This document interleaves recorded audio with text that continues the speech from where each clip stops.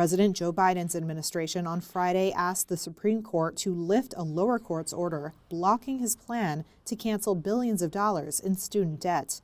The president's idea would benefit millions of Americans and cost the government an estimated $400 billion.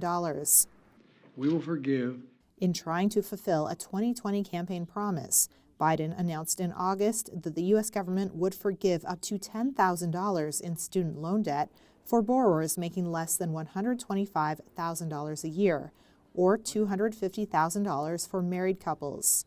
But that plan was challenged by 6 Republican-led states who argued it skirted congressional authority and threatened future state revenues.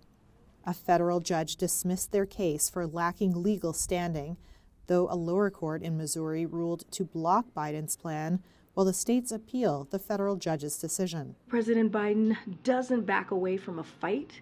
White House Press Secretary Karine Jean-Pierre on Friday said it's outrageous Biden's plan to help Americans is getting pushback. Many will be saved from delinquency or default.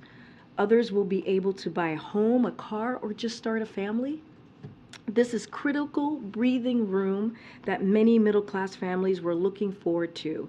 And it's outrageous, just outrageous that Republican officials and special interest groups are trying to block that, or trying to make it harder for these middle-class Americans across the country.